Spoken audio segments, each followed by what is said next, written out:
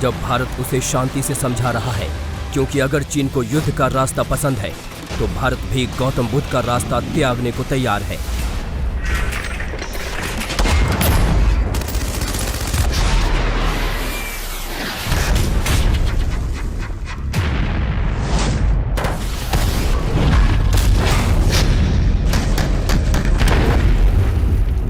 की स्थिति, चाहे वो ट्रूप्स की स्केल ऑफ इन्वॉल्वमेंट हो या फ्रिक्शन पॉइंट्स की संख्या हो, वह पहले से बहुत अलग है। फिर भी हम मौजूदा स्थिति के शांतिपूर्ण समाधान के लिए पूरी तरह से कमिटेड हैं। इसके साथ साथ मैं सदन को आश्वस्त करना चाहता हूं कि हम सभी परिस्थितियों से निपटने के लिए भी तैयार हैं। रक्षा मंत्री राजनाथ सिंह ने आज चीन को आईना दिखा दिया और लद्दाख में चीन की पूरी पोल पट्टी खोल कर रख दी। चीन ने अप्रैल से ही लद्दाख में साजिशें रचना शुरू कर दिया था। मई में भारतीय सैनिकों की पेट्रोलिंग में रोड़े अटकाना शुरू कर दिया था। एलएसी पर घुसपैठ की कोशिशें करना शुरू कर दिया था, लेकिन भारतीय सेना ने संयम से काम लिया और चीनी सेना ने इसे भारत की कमजोरी समझने की बड़ी भूल कर दी और यही भूल उसे भारी पड़ गई।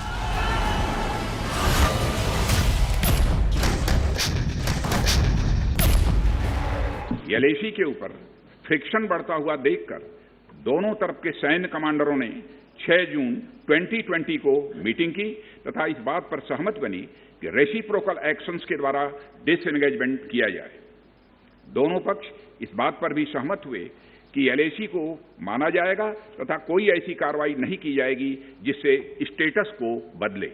किंतु इस सहमति के वायलेशन में चीन द्वारा एक वायलेंट फेस ऑफ की स्थिति 15 जून को गलवान में क्रिएट की गई।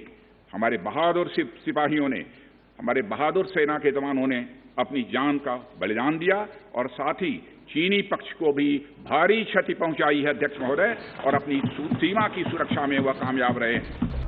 चाहे गलवान में हुई खूनी झड़प हो या पैंगोंग झील के दक्षिणी किनारे पर घुसपैठ करने वाली चीनी सेना को सबक सिखाना हो, विस्तारवादी वायरस से पीड़ित चीन को भारतीय सेना ने हर बार हैवी डोज देकर छोड़ा, लेकिन चीन की तो नस नस में साजिशों का जहर घुला है।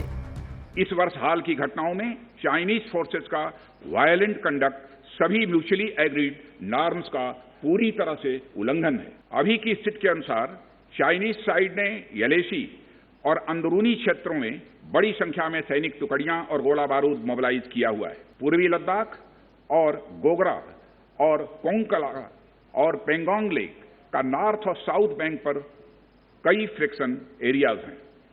चीन की कार्रवाई के जवाब में हमारी आर्म्ड फोर्सेज ने भी इन क्षेत्रों में उपयुक्त काउंटर डिप्लॉयमेंट्स किए हैं अध्यक्ष महोदय, ताकि भारत के सिक्योरिटी इंटरेस्ट को पूरी तरह से सुरक्षित रखा जा सके। लद्दाख में चीन के एक्शन साफ जाहिर करते हैं कि चीन भले ही शांति और समझौतों की जितनी मर्जी बातें कर ले, लेकिन उसका असली मकसद साफ है और चीन के हर मकसद को नाकाम करने के लिए भारतीय सेना पूरी तरह तैयार है।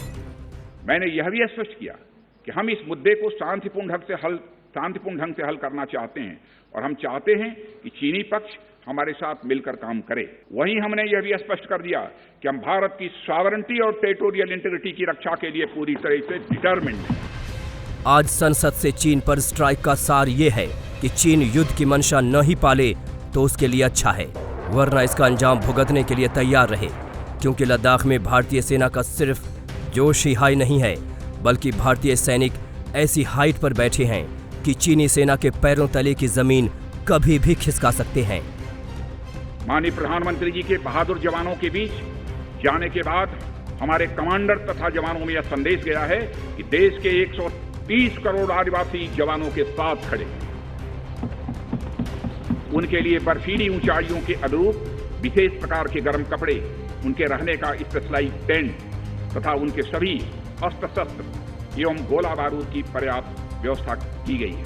हमारे जवानों का यह संकल्प सराहनीय है कि दुर्गम ऊंचाइयों पर जहां ऑक्सीजन की कमी तथा तापमान 0 से नीचे, उनके उत्साह में कोई कमी नहीं आती है और वे सियाचिन, कारगिल और आदि ऊंचाइयों पर अपना कर्तव्य इतने वर्षों से लगातार निभाते आ रहे हैं।